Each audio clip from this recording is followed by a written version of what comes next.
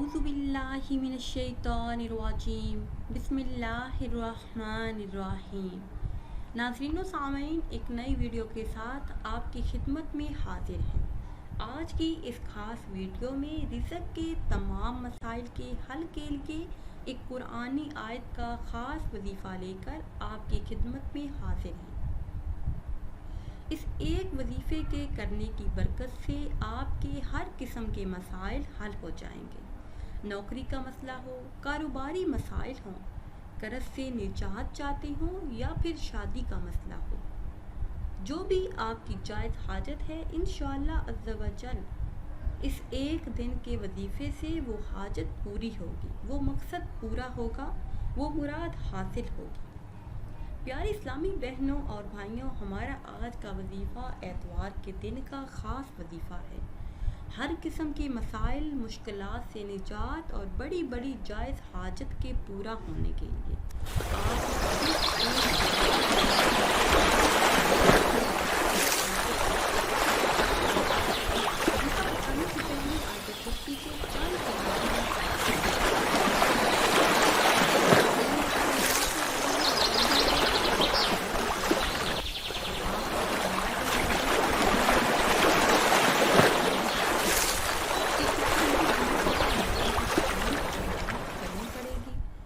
तो फरिश्ते ने कहा जी हाँ करनी पड़ेगी।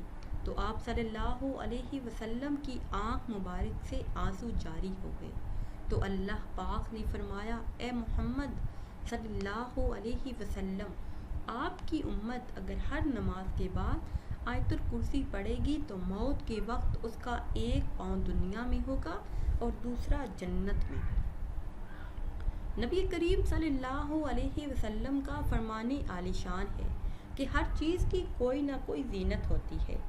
कुरान करीम की जीनत सूरह बाकरा है और इसमें मौजूद आयतुल कुर्सी कुरान पाक का सितार है।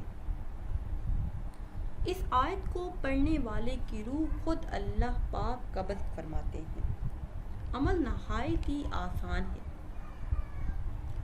आपने एतवार के दिन हर नमाज के बाद 313 मरतबा इस आयती मुबारका को आयतुल कुर्सी को पढ़ना है।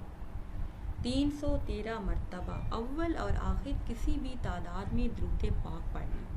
उसके बाद अल्लाह पाक से अपनी हाजत के पूरा होने के लिए दुआ करें तो इंशाअल्लाह अज़्ज़ा व जल जो भी आपकी जायज़ हाजत होगी वो पूरी होगी। नाज़रीन व सामीन, उम्मीद करते हैं कि आज की ये ख़ास वीडियो आपको अच्छी लगी होगी।